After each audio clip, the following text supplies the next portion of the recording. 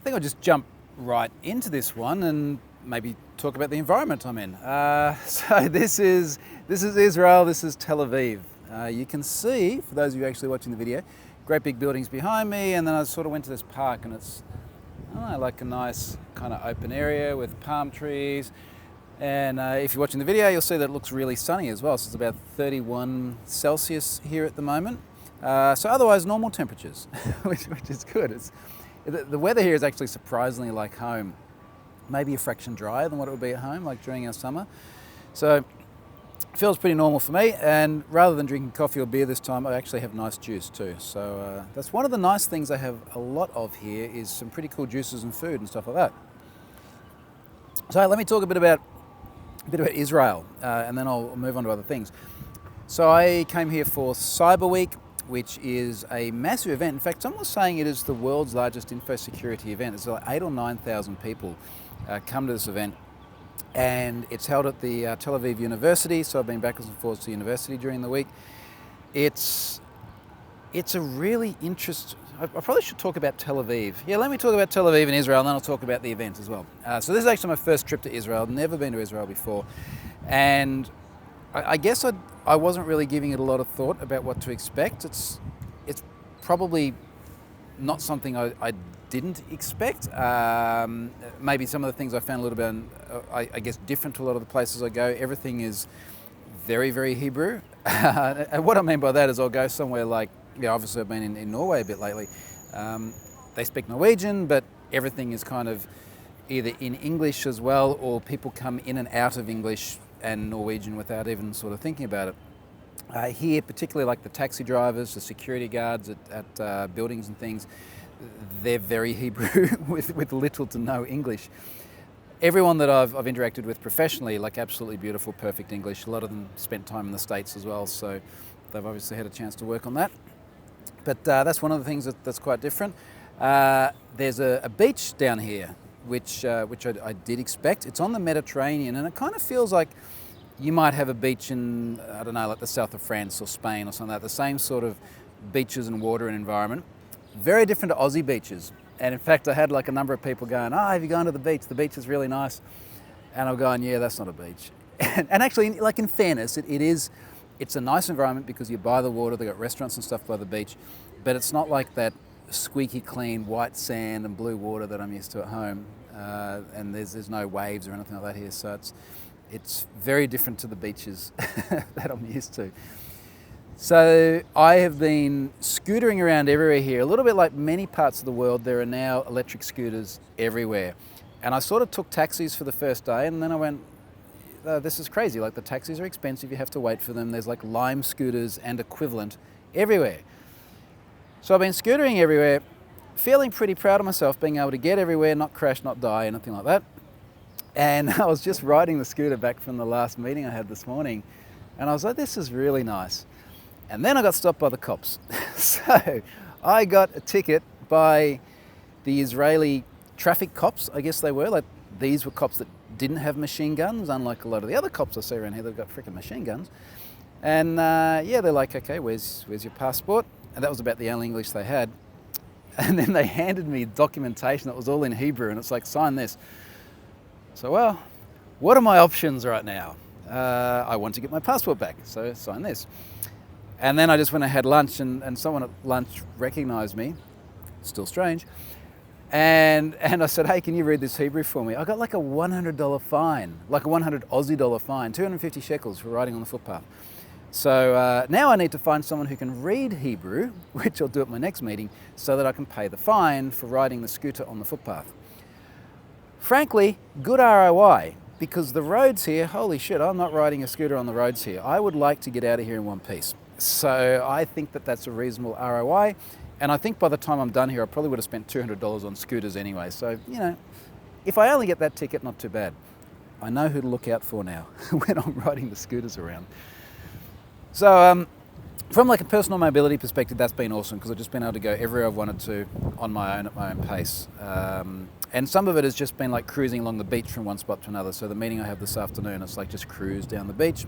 Sweet, job done. So that'll be nice. when I got here very early Monday, and I did a talk for, they called it CISO Hive. So it's basically just talking to a bunch of CISOs. I wasn't sure what to expect, so I did wear my suit, sans tie. I shared one of the photos. People did make comments that it was rather strange to see me in a shirt and pants. I did not wear those again throughout the rest of the trip. I've literally been in my usual kind of black t-shirt garb. Anyway, I did the CISO Hive thing. Speaking to people there, everyone was like, oh, you got to go to Jerusalem. You know, like if you come to Israel and you got to see a touristy thing, go to Jerusalem. And I'm not one for like tourist buses and things like this, and it's about an hour and a half or something to Jerusalem. So I needed to find a local. And I found a local at one of the companies I was visiting whilst I was here, and he took me to Jerusalem yesterday, which was really, really interesting. And sort of regardless of your religious leanings and all this sort of thing, it's hard to escape the kind of significance of the place and the reverence with which those there hold. So, yeah, it's everything from that. There's obviously a lot more sort of very strictly Jewish folks walking around based on the dress and the cultures. Having someone who was Israeli with me really helped because I got to learn a bunch of stuff I did not know. So that was interesting. We went to the Western Wall. That was I guess an amazing historical significance place, which was quite interesting. And spent a few hours there, walked around the markets. Markets are super cool, the amount of like food and again, like fresh juices and things like that. It's really quite impressive. So that was yesterday. Yesterday also, was it yesterday? Yes, no, I don't know. During the week, I also did a keynote at the Cyber Week event. It was a 12-minute keynote, which is rather a short keynote. But I did that next to a couple of other folks who did keynotes, and they did fantastic talks too. So mine was mostly very good, except this is one of the things that I'm usually really strict on with talks. So normally whenever I do a talk, I say, look, I want to present from my machine because I know stuff's going to work. You know, so long as we get HDMI and audio to work, sweet, everything else will be fine. Now for a 12-minute talk in a very big keynote where you're rotating people quickly, that wasn't really feasible. So they're like, give us the deck, we'll load it up, it will be fine, honest, we promise. So I went into the control room beforehand. I was like, okay, show me the deck. I want to make sure the fonts look right. I want to make sure the video plays. And when the video is playing, I'm saying to the guy, all right, now there's audio here. The audio is going to be fine, isn't it? And he said something in Hebrew, which I took to mean yes. Apparently it means, no, the audio may not be fine. So when I'm on stage, like doing everything perfectly synced and timed, and then it's like, crap. I could actually hear audio coming out through like a speaker just on the lectern, but it wasn't coming out in the main room. And I was like, okay, so I'm going to press back, and then the audio guy who just said there's going to be audio is going to make it work. Back, nothing. Now, fortunately, it was only really short sound clips, but just like absolute pro tip on this, always hear this stuff for yourself. You know, do not trust anyone to say that stuff's going to work. And unfortunately, I really didn't have a choice because there are other talks on already when I got there, so I didn't get to like go, I want the auditorium for 5 minutes just to make sure stuff works. But friendly reminder, after that, later on in the day, I did a talk for IWASP. So IWASP Israel had their meetup here at the Imperva building, which is, oh, there it is. Imperva building is just up there. It says Imperva. Is that one? Yeah, it is that one. Did that. And it was funny because I get in there and there's the AV guy and he's like, so can we put your slides on our computer and play it from there? No, not going to happen, mate, not going to happen. So anyway, that all went fine. Everyone seemed to be happy. So that's a combination of Israel and the events. The other thing I've been doing is using pretty much every available moment to go and meet people whilst I'm here. So I've met with a bunch of companies, some of which are potential acquirers of Have I Been Pwned. So this whole sort of project Svalbard and the process of finding a new home for Have I Been Pwned is forging ahead. So let me talk a little bit about where we're at with that at the moment as well, and I'll sort of share what I can. It was 2 weeks ago that I wrote about it now. What's this, 2 weeks and 2 days, I think. So that obviously got a lot of traction. It was interesting. In the weekly update last week when I was with Scott Helm in Oslo at NDC, we were talking about sort of the legitimacy of processing data from breaches, and I mentioned that there are lots of organisations out there using breach data, not necessarily from Have I Been Pwned, to check things like, are customers using the same credential pairs that are in data breaches? In fact, they're definitely not using Have I Been Pwned for that, because I don't make that data available to anyone, not the pair of the email address and the password. And as luck would have it, about Monday, a bunch of people started forwarding me emails from TripAdvisor. And TripAdvisor was sending them emails saying, we have found the same username and password that you use on our service in another data breach. We need to take proactive measures to protect your account. Now, this was kind of interesting on two fronts. One of the fronts was the number of people that forwarded on and said, hey, TripAdvisor's had a data breach, even though it explicitly says, we have not had a data breach, it's just that your data has appeared somewhere else. So, newsflash, people don't read emails. But the second thing is that it's just a perfect illustration of exactly the sort of thing I was talking about with Scott last week, which is that breached data is used really extensively by large, mainstream, legit organisations in order to protect their customers. So from the perspective of what is the legal basis for processing this, obviously it is something that is in broad circulation, the practice that is. And as I said last week, making sure that we establish that legal basis really, really clearly, identify the privacy risks, how they're mitigated, all the rest of it, is an important part of this process. And I think I said it last week, but I'll say it again now. Whatever I am able to talk about publicly, read the outcome of that, I will, because I think that there is a lot of interest out there as to what that sort of legal basis for processing is. So that was that piece. In terms of the general process, we sort of started with this divergence phase of, look, there are a bunch of different organisations that are potential fits. And then as time goes by, we're sort of whittling that down a bit. So some of them say, look, it's just not something that they're interested in. Some of them, we sort of say, look, you're really not the sort of organisation that we think can maximise the potential of Have I Been Pwned. So the list is whittling down a little bit. It is a substantially large list of remaining organisations for whom there could be a good fit. And as I've sort of said before, there are different ways that this is a good fit. Some of them are a better fit in terms of the protections it can provide consumers. Some of them are a better fit in terms of what we can do to sort of impact the whole data breach industry, for want of a better term. How do we process more data, get more disclosure, all this sort of thing. Some of them will probably be a better fit in terms of either the commercial structure or the way that I have to work or where I have to be or all these other things. As yet, I still have absolutely no idea about most of the things that I just mentioned there as well. So it's a bit of a funny time, because on the one hand, there's sort of all this uncertainty about really fundamental aspects of my life.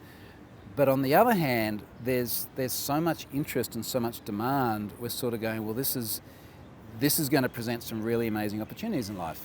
And it's something I hope to be able to write about later on. Once this wraps up and the path forward is clear, and I can sort of talk a little bit more candidly about this process and the emotions involved, I think that would actually make for some really interesting reading. Certainly it is very demanding at the moment, so I'm doing meetings at all hours in terms of stuff on the phone. I'm obviously doing a lot of stuff in person. Probably the next 3 months is going to be exceptionally busy whilst we sort of work out the right fit and frankly answer many very, very good but very, very endless questions about the way the service runs. One question that keeps coming up, and it came up in the talk that I just did at another company only an hour or two ago as well, is where does the data come from? And I think some of you know this, but the way we've ended up positioning it is to say, look, there are sort of four main sources of data that goes into Have I Been Pwned. Now, this is not secret, it's pretty obvious if you sort of trawl through it, but the way I've categorised it is, so look, there's data which is provided by white hat security researchers. And certainly if you go down the list of who's been pwned, you'll see the same names there over and over again. And they've identified OpenS3 buckets, unprotected MongoDBs, Elasticsearch open to the world, all this sort of stuff, and provided data to Have I Been Pwned after doing all the correct sort of private disclosure, gets stuff locked down, etc., etc. So that's one side, the sort of white hat, above board, identifiable parties. One of the other categories is data which is in public circulation. So Ashley Madison is sort of one of the canonical examples there. That data was distributed so extensively by design. Like whoever broke into Ashley Madison, they still haven't caught whoever it is either, by the way. Not certainly nothing that's been in the public airwaves. Whoever did that wanted maximum damage. They wanted as much data out there as possible. So that, by any reasonable definition of the term, is in broad public circulation. Loads of other data fits a similar sort of category where there are a gazillion different websites you can go to. Okay, gazillion, I could easily identify dozens where there is data sitting there usually with directory listing enabled, intended to be redistributed to people, and it's hundreds, sometimes thousands of data breaches. So very broad public circulation. Then there's the one that's always really interesting, which is the self-submission data. So there are organisations out there who have a data breach, and then they go, look, we've had a data breach. Have I Been Pwned has sort of become the canonical source of data breach records. We would like you to put the data in there so that people can search the service and figure out their exposure. And I think there's 8 or 9 different incidents like that, including even the one from the Estonian police. Now, I wrote about this at the time. The Estonian police submitted a bunch of data about their citizens. I think it was last year. And that was just a really interesting self-submission example where an organisation comes forward and sort of says, look, in one way or another, this is our data, in their case, their citizens' data. Make it searchable. So that's the third group. And then the fourth group is data which is held much more privately. And this is a really interesting category because whilst I've bucketed it all under the one heading, there are very different motivations for the individuals in there. So I'll give you a few examples. You'll notice on Have I Been Pwned, on the Who's Been Pwned page, there are a number of cases where I've said the person who submit this asked for it to be attributed to, and then there's a name or in some cases an email address or something. So one of the motivations is to indicate that the data has been provided by a source. Now, I chose those words carefully because I don't necessarily know that they're asking for attribution to them. It may be misdirection. They may be trying to discredit someone else. So I choose the words very carefully when I say someone asked it to be attributed to someone else. There is certainly altruism by people who provide it privately. There are a number of people who just want to see this breach come to light so that the company knows and so the individuals know, and they have no malicious intent. There are those who are probably very close to the source of the data breach itself. There's a number of people who've said, look, a friend obtained this data. Now, I don't know if this is like one of those things where like a friend of mine has a problem, I'd like some advice. I don't know if it's one of those things. I don't ask those questions either. What I do make sure I do is I make sure I don't suggest to anyone that they go and take the data. I certainly don't incentivize it or pay anyone for it. So I try and avoid any sort of conflict of interest in terms of making the whole thing worse by seeking more data for the service. And then, of course, there's going to be a whole bunch of shades of grey in between. People who are genuinely exchanging data backwards and forwards, but within very close circles, not easily discoverable publicly. Sometimes it's data that does hit the dark web and is made for sale. Someone grabs it very early and sends it over to me.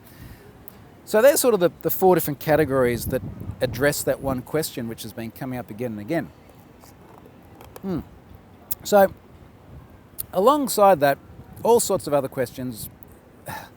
I'm just trying to even pick ones that are good examples. Things like, there's the whole question of when I go to another organisation, obviously I've got a very public-facing persona. Like, what does that look like? How much control might they want over that? What sort of events might they want me to go to? And to date, I've not had anyone sort of dictate anything around that. It's probably a bit too early for that, but that's one of the things I'm really interested in. I'm now lining up my next series of conference events, which I'll talk about once those organisations make them public. Is that the sort of thing that an organisation that Have I Been Pwned goes to wants me to do? Do they want me to do more of that? Do they want me to speak more to like governments and corporates rather than developers? I don't know these things. So I'm really just sort of sharing ideas as they come to mind, and hopefully what you get out of this is that you understand there's just an enormous amount of considerations here. And all the same, or whilst this is all going on, I still need to keep loading data too. So I've got this never-ending set of data flowing in. This week I loaded social engineered. Now, it's a weird grammatical use of the term, social engineered. Anyway, loaded that. So someone, looks like someone from Raid Forum went and grabbed data from effectively a competing hacking forum, dumped a bunch of that out of a vulnerable MyBB instance. Looks like they had some 0-day that was exploited and wasn't patched within, I think, 3 days or something to that effect. Data dumped publicly. you know, that now goes under the public column of have I been paying breaches? So there's still endless data like that to process as well. So I've got to keep all that churning away and I guess operating business as usual. Is that Hebrew? Oh, sorry. Oh, you can't talk. I don't understand any of this. 5 minutes? Oh, I'm going to be finished. I'm sorry. I don't understand it. All right, I'm actually doing a video. I'm really sorry, I've got to finish this. Okay? Thank you. Have a good day. Bye-bye. He's rubbing his fingers together. Maybe it's money. If someone watched that and they actually understood what the guy said, leave a comment. Actually, he didn't say anything, but he had a sign that said something. So not only can I not understand Hebrew, I can't read it either, which is probably pretty obvious. All right, so look, I don't know, maybe he was saying like this park is a quiet place and I can't talk, but I think I pretty much wrapped up. Last thing, sponsor this week is StrongDM. So StrongDM do a bunch of single sign-on stuff. They can help you do things like grant and revoke access to your database in a nice sort of centrally managed way. So big thanks to those guys for being on board this week. I'm going to go and try and edit this up, pump it out sometime on Friday before I jump on a plane again out of Tel Aviv tomorrow, and I'll come to you from somewhere different next week, and I'll talk to you about what I'm doing then when I get to that next location. See you later.